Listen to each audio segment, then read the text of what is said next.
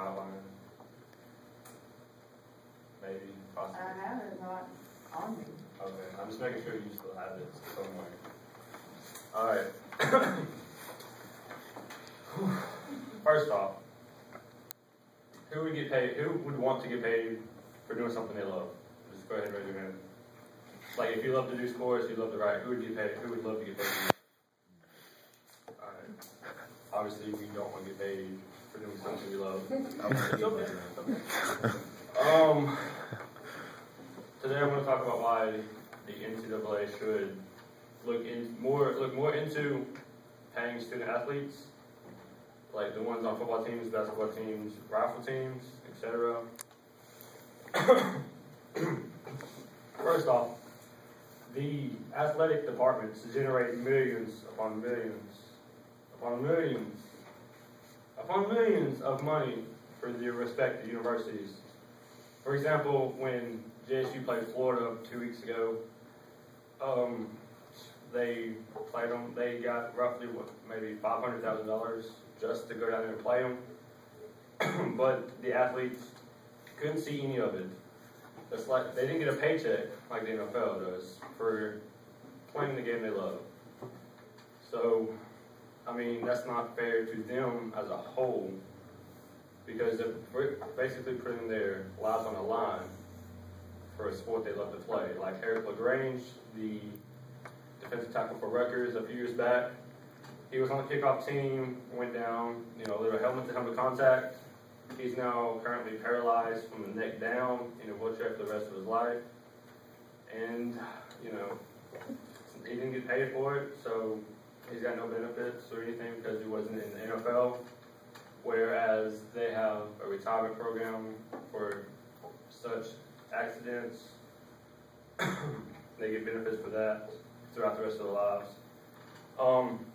According to Chris Furlick's graphic on the Huffington Post, during the 2011-2012 bowl season, which is basically the postseason right now until the playoffs come in a few years, schools received anywhere from $22 million to $320,000 just for playing a bowl game that go directly to the university, but the athletes can't touch any of it.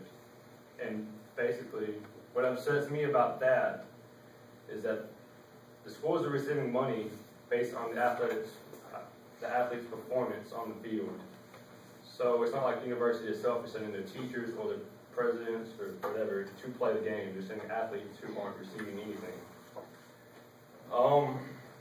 The bowl championship series of the BCS generate the most money, which are your top 5 bowls: Rose Bowl, Sugar Bowl, Fiesta Bowl, Sugar Bowl, and then the national championship game. So if you play in one of those 5 games, you generate the most money. And if you play in a lesser bowl, which have the longer names like the Kraft 500 Bowl or the Point Stadium Bowl, they don't generate as much money because they're for the teams that didn't do as well, but they just qualified to play in the postseason. As Zach McCain noted in the Orlando Sentinel, the Football Bowl Association distributed roughly $281.8 million during this past bowl season. 35 bowl games are playing in the span of a month all over the nation. So why not give the players a little extra spending money? We know potentially Alabama or Georgia will be playing Miami next month or in January. That's not that bad because most of the players on the teams are from the state of Florida. But Wisconsin has the potential to play in California, which is basically cross country. So why not give them a little extra spending money for their once-in-a-lifetime opportunity? Because next season they could not qualify for the postseason or not go back to California. They could be in a closer bowl, something in Minnesota or Iowa. Let's see, $181 million were distributed between the 5 BCS games. So, like I said, if you earn a spot in one of those games, you get the most money.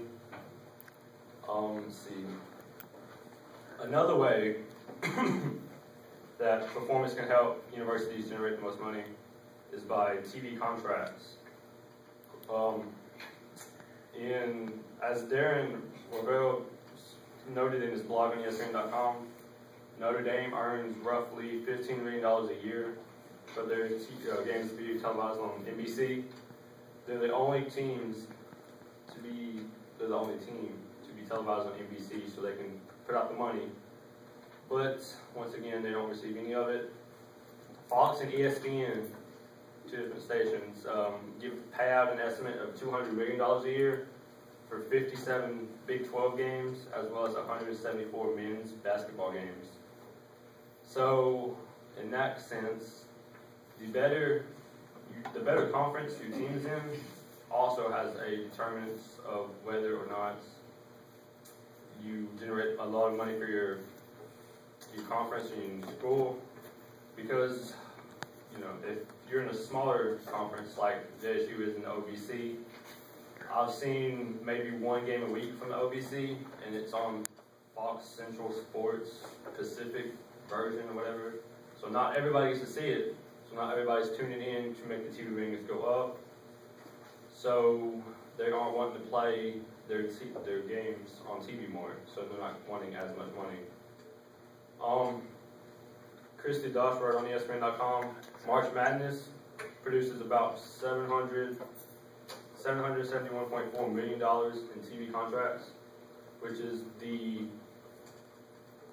basically the playoffs for the college basketball, 64 teams, span of four TV stations for about a month.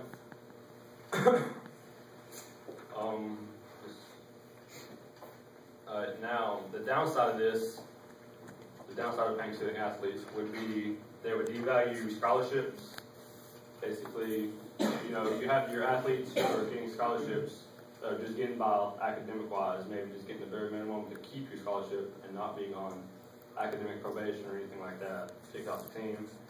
But these students who maintain a certain GPA to keep their scholarships aren't getting paid for it or anything.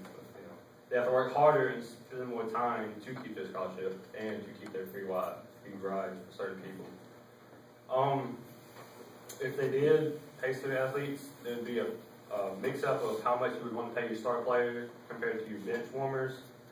For example, you wouldn't want to pay A.J. McCarron the same amount you paid Ben Howell, the senior running back for Alabama, who hardly gets any playing time. He's white, so it's kind of weird seeing a white running back. He went there. Without being no racial fun. Another good thing about this, or another bad thing about paying athletes is the scandals. Right? Back in 2005, Reggie Bush, the running back for USC, he got busted for taking benefits from boosters and everything like that, from cars, the money, the food, which in college you can't receive any permissible benefits or anything that would help you from anybody else. So they stripped him of his Heisman, which is the college MVP award, and they stripped USC of their national championship that year and put him on probation. And they cut their scholarship funds, which in the long run is affecting them. Last season, they couldn't play in any bowl season or any bowl games, so they couldn't bring in the revenue from their games. Couldn't bring in any revenue from those games, as well as recruit better players and put them on scholarships for future games or future seasons like this season, next season. So they may not be as good for years to come.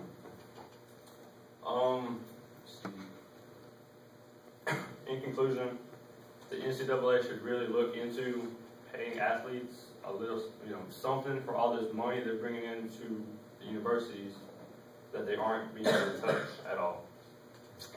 It won't happen anytime soon because they're just now passing the playoff system, which has been going on for about 10 years now.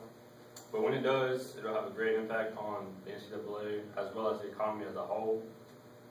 And it could upgrade facilities like here, get a bigger basketball arena, and